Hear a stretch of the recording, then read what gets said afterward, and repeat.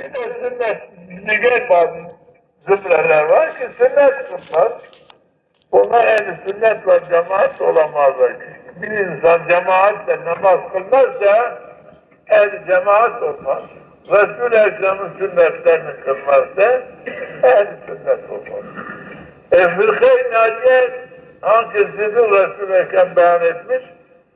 Çok fırka ki cemaatle namaz kılarlar. Sünnet-i seniyeleri eda ederler. Bu fırka-i Naciye budur. Onun için böyleyken cemaatle namaz kılan, sünnet-i seniyelerini eda eden ehl-i sünnet ve cemaattan fırka-i naciyedir.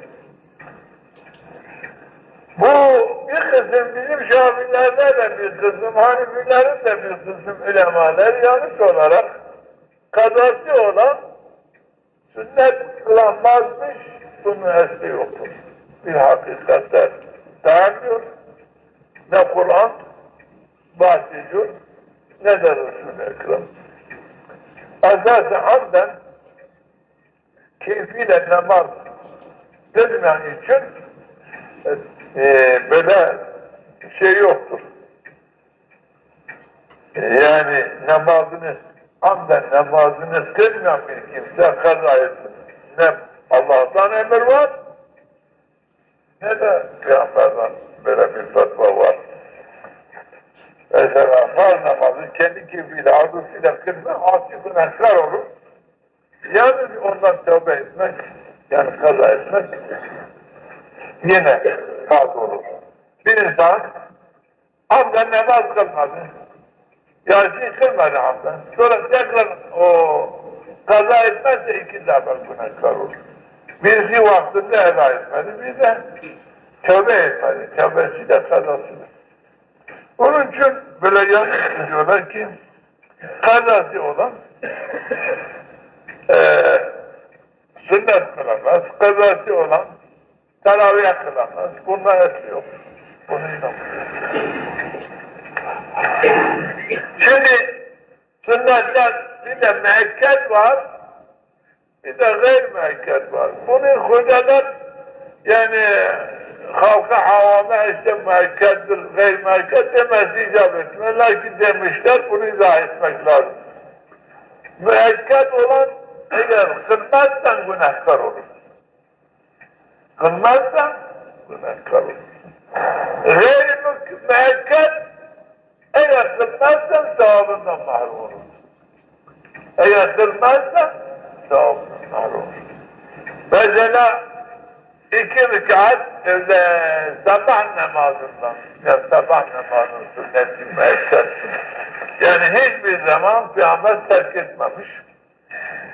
Kılmış. Ve demiş ki sabah namazının sünnetleri birisi kılarsa bu sağ kıldıysa bütün dünya onun olursa, bütün dünyanın 10 milyonun olursa bir kıymet taşımaz. O iki kızı 2 rekat hayırlı de onun, çünkü dünya onun olursa. Bütün dünya onun olursa, hepsi tamamı onun malı olsa bir kıymet taşımaz.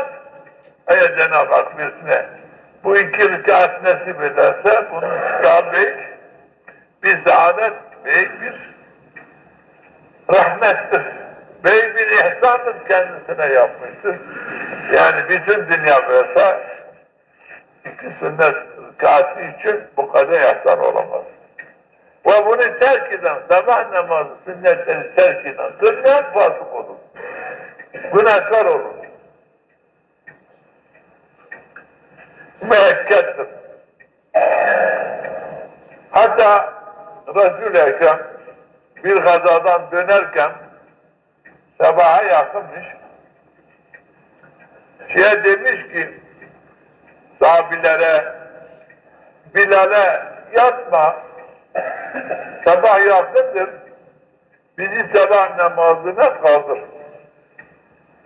Bilal de diyor, Bilal radıyallahu anh diyor, ben uzanmadım. Böyle arkamı yüke verdim. Devenin yüküne semerden ayakta kaldım ki uyumayayım ki tabi ezan okuyayım. iradesiyle gözümü açtım ki güneş doğmuş, iki boyla kalkmış. Bütün sahabeler uyandı ki güneş doğmuyor. Peygamber de uykudan, hepsi uykudan kalktı. Çok müteessir sahabeler, çok müteessir oldular, mazun oldular. Ne kişiye ki bu musibete sabah namazını kaçırdık, mazun olmuşlar. Resul-i Ekrem diyor ki yükleyin hadi. Gidelim, su yokmuş orada. Gel bir su başına. Bu su başına Peygamber diyor burada durun, duruyorlar. Bilal ezan okuyor. Herkes gider abdest alır, gusül eder. Geliyorlar. Sonra Resul-i Ekrem diyor ki iki rekat sünneti kılar o sabah namazın sünnetini. Bir de emirde kâmet eder. Onlar bilmemiş. Acaba ne şekilde kılarız? Demiş sen kemâ râeytûnü sen. Kılın, benim kıldığım gibi siz de kılın. Onlar diyor ki Peygamber Efendimiz kâmet etti. Kâmetten sonra namaza durdu. Bize onu arkasında her gün gibi sabah namazı nasıl kılardı? Öyle şekilde kıldı. Selam verdi. Diye döndü. Dedi ki men nesiye selaten ev nâme anhâ ve kefâretuhâ insâne. Bir insan namazını unutursa veyahut uykuda kalırsa sonra uyandı ki güneş doğmuş, uyandı ki ikindi vakti geçmiş, öğle vakti geçmiş, uykudayken ne zaman uyanırsa hemen abdest alsın, namazını kılsın. Kıldığı zaman onun kıldığı namaz eda demektir, günahkar olmaz, onun kefareti olur, yani asi olmaz, günah yazılmaz. Yani nitekim ki vaktinde kılmış gibi. Çünkü Peygamber Efendimiz buna vakt tayin etmiş. Ne zaman uykudan kalkarsa, uyanırsa, ne zaman namazı hatırlarsa, onun namazı o vakit olur. O derhal kalkarsa, abdest alırsa, namaz kılarsa, Cenab-ı Hak tam vaktinde kılmış gibi kabul eder, o kefareti olur, günahkar olmaz. Yok. Hatta ezan niyetine de getirebilir. Yalnız bu nasıl uyanırsa, eğer onu bırakırsa mesela uyanır, tekrar öğleden sonra olmaz. Yani vakit araya vermeden. Ama araya verirse yine ama nitekim ki mahsus kılmamış gibi olur. Lakin derhal kalktım. Bir de Handak Muharebesi'nde ki Medine üzerine Mekkeliler, bütün aşağılar gelmiş. Onların müdafaa harbiyle meşgul olmuşlar, sahabiler ikindi namazını unutmuşlar. Birisi diye ya Resulallah, Allah da bu kafirlerin kabirleri cehennem ateşiyle doldursun, mani oldu ki ikindi namazını kaçırdık. Diyor ki ben de kılmamışım. O vakit tekrar Resul-i Ekrem'e emrediyor. Bilal ezan okur, bütün sahabiler bir araya gelirler, ikindi kılarlar. Onun için bu bir insan, Cenab-ı Hak bunu bize ihsan etmiş, bir kimse uykuda kalırsa, bu namaz Resul-i Ekrem'e vakı olmuş. Unutmuş ikindi namazı vakı olmuş, sahabilere hepsine. Yani insan ne zaman uykudan uyanırsa namazını kılsın, güneş atmış mı atmamış mı bakmasın. Kılsın, vaktinde kılmış gibi olur. Ne zaman namazını unuttun, hemen kalk, kıl. Güneş batmış mı, batmamış mı, etmiş mi derhal namazını kıl, vaktinde kılmış gibi olursun. Hamden keyfi olarak namaz hiçbir sahabeye, peygambere vakı olmamış. Keyfi olarak namazın terki hiçbir Müslümana, sahabeye vakı olmamış. Binaenaleyh bir müminin kasten namaz kılmazsa asi günahkar olur. O da kaza kılarsa o günah kalkmaz. Yani tekrar o namazın farzından dolayı tövbesi şart. Tövbesi de kazalı. Kaza etmezse 2 defa tekrar günahkar olur.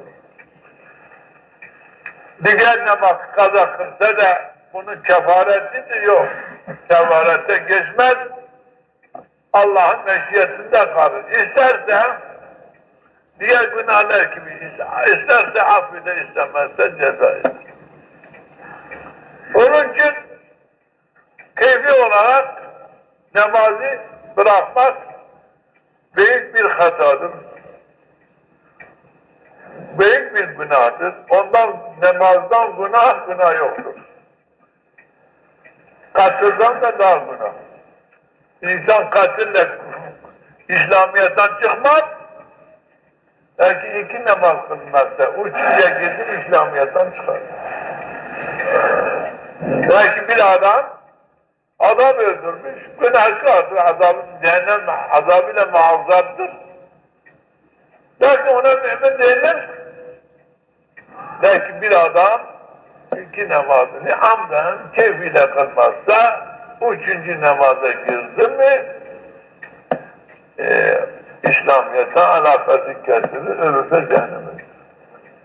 Bu esnada ölürse cehenneme gider.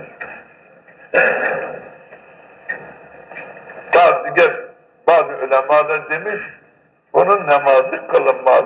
Bazısı da demiş kılınır. Lakin günahkar olarak kılınır. Bir de şusunu dinleyin. Şu var ki, bak size diyorum. Ben ihtiyarım. Hastayım ben. Bu şeye kalktanım gelip konuşurum, bunu dinlemeniz lazım. Bakıyorum bazısıyla iyi dikkatli dinlemek lazım. Sevap da ne olur? Yani burada o getirip de dikkatle dinlemezsen günah kazanırsın.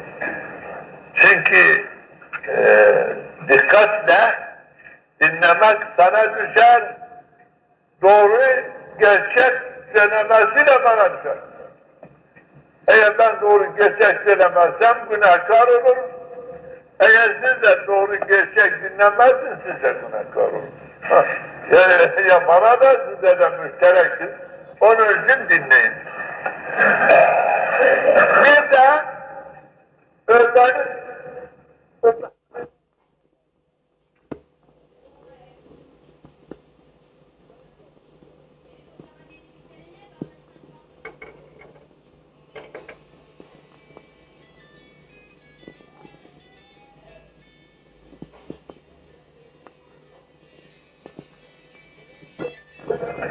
Cenab-ı Hak onun cesedi cehennem ateşi üzerine yanmasını haram kılır.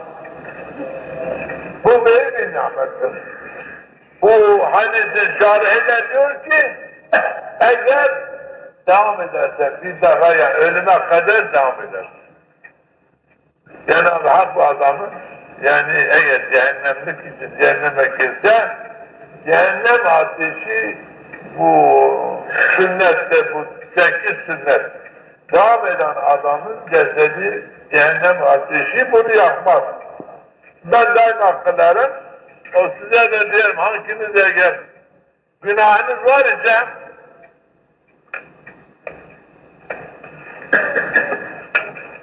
bu sünnetleri 4 yapın, 2 etmeyin. Sormuş da imamlar. Bir insan öğlenin 2 rükatını kılarsa 4'ü kılmazsa bu müjde ona var diyor yoktur. Bir amel demiş diyor. 2 dememiş. Onun için 2 kılan bu müjdeden hariçtir. Bu müjde ona şamil gelmez. 4 kılanı şamil gelir. Onu da size söyledim ki hatırınıza gelsin ki biz işittik Ümmü Habibe anamız demiş ki Ben de Resul-i Ekrem'den işittim. Her kim ki öğlenin 4 rekatını. İlk. Sonra öğlenin son 4 rekatını. Kılarsa Cenab-ı Hak bu kimsenin cesedi cehennemi ateşi üzerine haram. Ama size de işittim, ben de işittim. Ben de aynen bunu işitmişim, görmüşüm. Bunu devam ediyorum, her vakit bunu kılarım. Ümidim de yine budur. Ben buna iyi inanmışım. Eğer daimi ölüme kadar buna devam edersem, cehenneme girsem de cehennem ateşi beni yakmaz. Buna iyi bir imanım var ki inanmışım. Ve buna da güvenirim. Başka bir cevap vermeyecek vermem. Onun için sen de bunu işittin. Kıldığın zaman bunu kalbine getir ya Rabbi. Ben Peygamberinin bu müjdesine kendimi layık etmeye çalışıyorum. Bana müyesser et.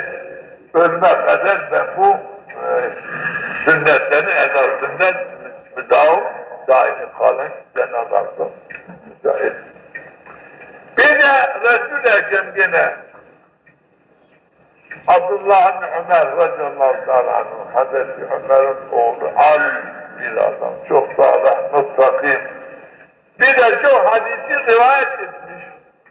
Bu diyor ki Resul-i Ekrem dedi ki Allah-u Teala Hazretleri şöyle adamlar rahmini ihsan etsin, mağfiret etsin ki ikindinin rıkat sünnetini kılanı. Yani ikindi namazının ön zaten 4 rıkat kılana mağfiret rahmet dilemiş. Rahimallahu abden. Allah-u Abdurrahman'ı ihsan etsin ki ikindinin 4 rükatını kılar. Diyor ki eğer bir kimse bu ikinci sünnetini kılmazsa ben ona şefaat etsem de şefaatim onu kurtaramaz. Böyle helan etmiş. Bu sünneti kılmayan kimse ben ona şefaat edersem de şefaatim onu kurtaramaz. Lakin kılarsa ben şefaat eder, şefaatim onu kurtarır. Bu da büyük bir müjde. Onun için bu sünnetleri daima kılmak lazım. Eğer vasıtasıyla imam gelmiş, bakıyorsun duruyor, cemaat hazır, cemaat uyarsın, selamdan sonra bu 4 rükatını yine kılabilir. Selamdan sonra bu 4 rükatını kılabilir. Yatsın namazı da neyle oluyor bence. Bir de demiş ki yatsı namazı 4 elinde var. Sonra adam sağlığı geldi o sonunda hani 4 rükatı Sonra 2'dir. bir de sonunda kırmızı. Yok, yatsıdan sonra 4'ter 2'dir. Başlamadık sünnete. Sani Fazla durduk sünnet sonra. hala dur şimdi mesela bir yatsıya durduk. Evet. Gelin cemaat yatsıya durmuştur. Sünnet Eğer biz imama koyarız, atı onu vakti geçer. Sonra yatsı kılar, yatsından sonra 2 rükatı kılar. Yani o sünnet ölmüş. Yani kısa da olur. Sen bunu ikmal ettikten sonra... Şimdi ben tuttum da ben de yani bunu ona göre söyleyeyim. Onu da namazda neye diyeceğim yani. onu daha vakti kılabilirsin tekrar. O son 2 rükatını kılarsın, ondan sonra O sünnet o edebilirsin. Edebilirsin. Kılmazsan da bir mesuliyet yoktur. İlla kıl, kılarsın. Şimdi Lakin ikinci kılacaksın. Bu daha var burada. ikindiyi gene kılmıyor şimdi biz. Yatsıdan sonra geldi imam farz kılıyor, hemen imama uy. Lakin imam selam verdikten sonra kalk bu 4 rükatını kıl, çünkü bunda bunun müjde var. Kılana dua et.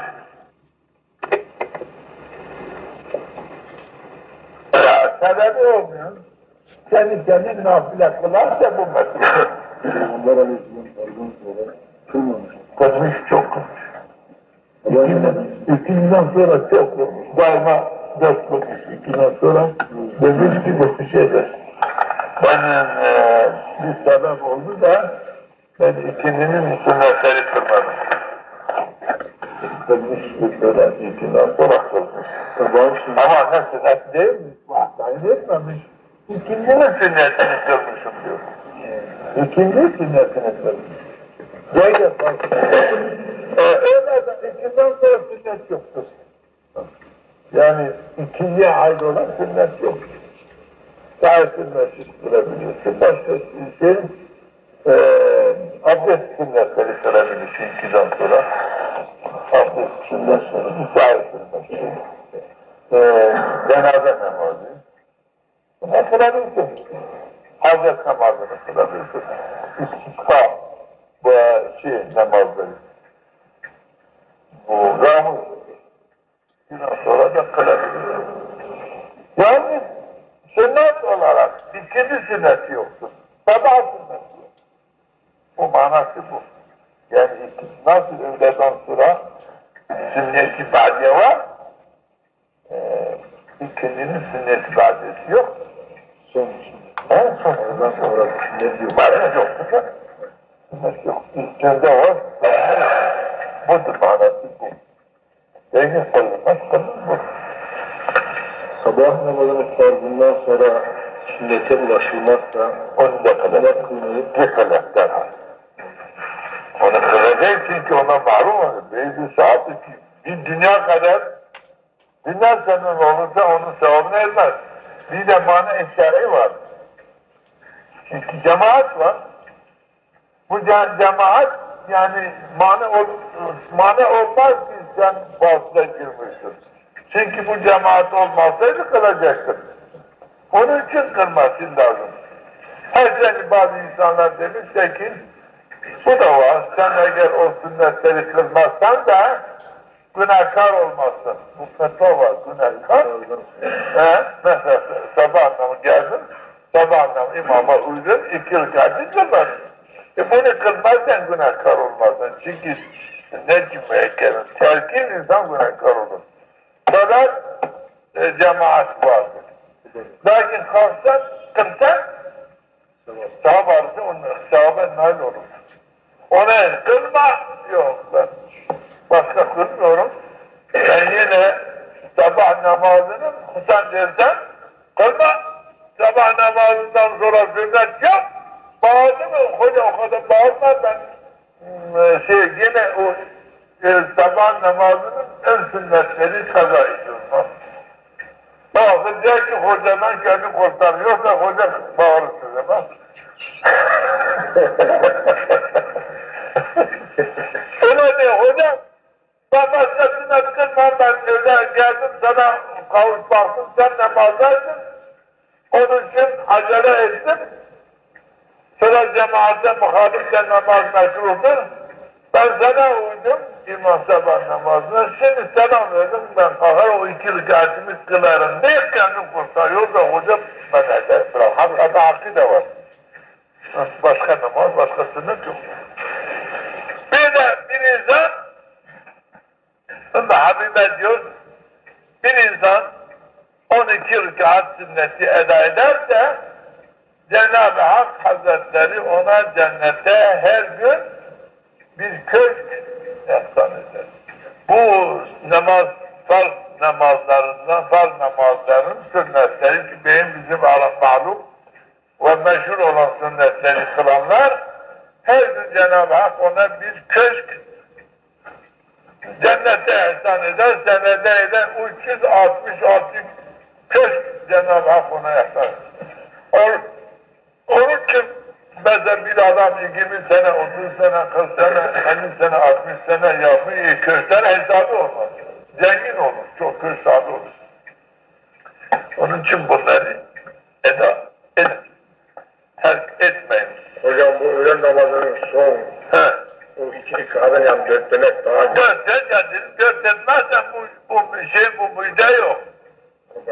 Çünkü diyorlar mesela adam ben bu son 2 şeydir. Mehakkattir son. İkisi mehakkat değildir. Ben bunu kırar, bizi kılmam. Evet öyledir. Lakin 4 kılmak da bu müjde var. 4'ü kılana var. 4'ü kılmayana yok. 2 kılana bu müjde yok. 4 kılana bu müjde var. Sor bana bu hususlar sünnet. 4 rekatının üzerine diyorsunuz son 2 rekat. Son 2 rekat. 4 kılar. 4 kılar. Önünde 4 kılmak lazım. 2 kılarsa olmaz.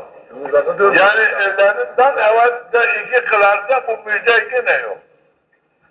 O evvelini de 4, sonu da 4. Evvelki zaten demir boş Hoca Efendi. Hani son 2 rekat. Evvelki zaten 4 demir boş. Belki bazı adamlar ki sen Şafilerde var. Hani Şafiler belki 2 kılarla bazı var 2 kılar. Bazı kılmaz. Yani sana değil. Akşamın da sonuna yine 4 kılacağız daha iyi. Akşam ne 2'dir 4. Yok akşam bu. 4 yok 2 olur. Akşam namazı 2 sünnet var. 4 değil. 4 kılmıyor bazen. Yok, yok, yok. Sen o avamın niyeti. Ben ya avamın. Sen 2 kılarsan dua et, dağdan sonra kalk avamın 2, 6, 20 miktarsa kadar buna da tövbe namazı. Avamın diyeceksin. 4 yok.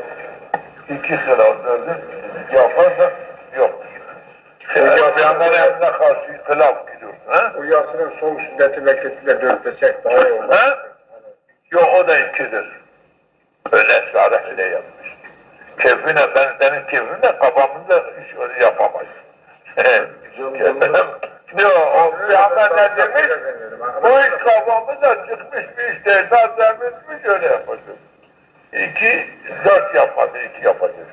Sonra bak nafile ne kadar kılacaksın. Lakin Yasin'in 4 sünneti dersen Peygamber'e emrine karşı gitmiş bir iftira etmiş olursun. Ne lazım bir iş? 2 kıl, sonra kalanın ne kadar kılarsan kıl.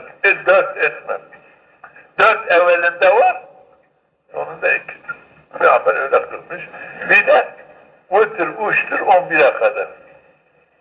Ki 2 de Yasin de eder 13. Böyle insan şimdi ne Peygamber Efendimiz sözünden ziyade ne de eksik. Bunları böyle yapmak lazım. Bazı kitaplar kılınırsa fazileti onu diyor. Şey yoktur. Ben nereden geldi? Başka nafile kılarım. Sünnetin Yasin'in 4 sünnetin sonu yok. 2'dir. 2 daha eklenirse. Eğer kendin yaparsan o başka bir şarah olursa başka. Peygamber yapmamış. Dememiş. Rahı ben işitmem, ben kendim işitmem. Çünkü ben yok, ben benim şeyim muhteberdi, biliyorsun niçin? Ben Bağdat'ta Külliye-i Azimiye ki cami arkasında medresesi vardı, bir Külliye-i Azimiye. Üstün 6 sınıfta ben imtihanla 4. sınıfa beni aldılar. 2 sene de orada okudum.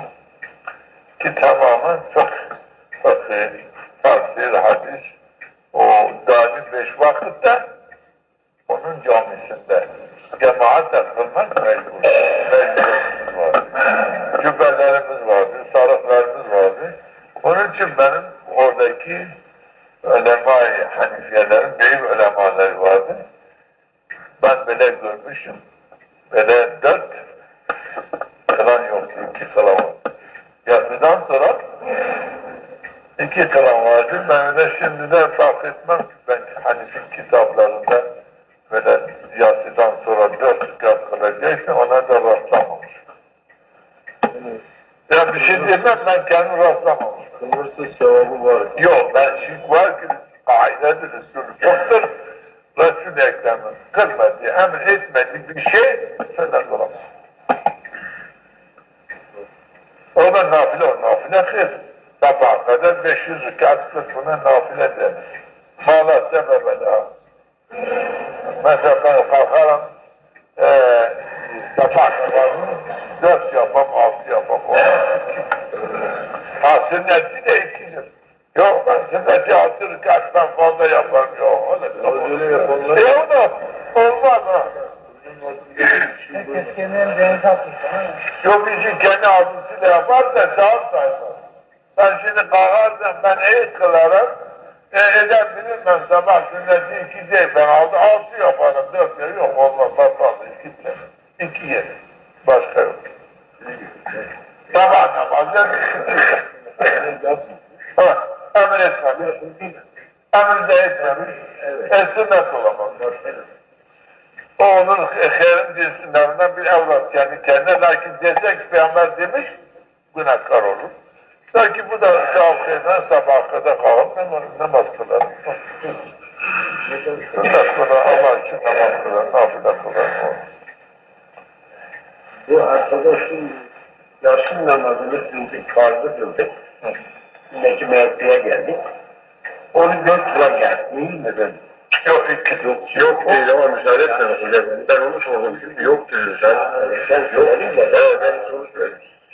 Yok dedi. 2 kağıt kıldık. evet, bak. Ama burada 4 kağıt falan var. Hani şimdi Yok, bak, lüzum yok. açıklanmaz. Mesela şey yap, niyeti evvabine getir. 2 akşam namazı sünneti, o 2 de evvabine. İki bir rükat. Şu adam her vakit için bu Yasin namazının Yasin namazının son 2 saatinin 4 lira. Çok Yok orada. çok var. Bir kez O ederse başka yani siyasi sünneti diye yok. müsaade etsene zaman tanıştıralım. Evet sünneti yok. Kur'an anlasın ya. Kur'an sonra kendi kalediğimiz sabah verirsin. Ya böyle bir sabah verirsin. Anlatsın. Lil Müslimi bişekli daim en yülazime zikre fi kulli hal. Sünnettir.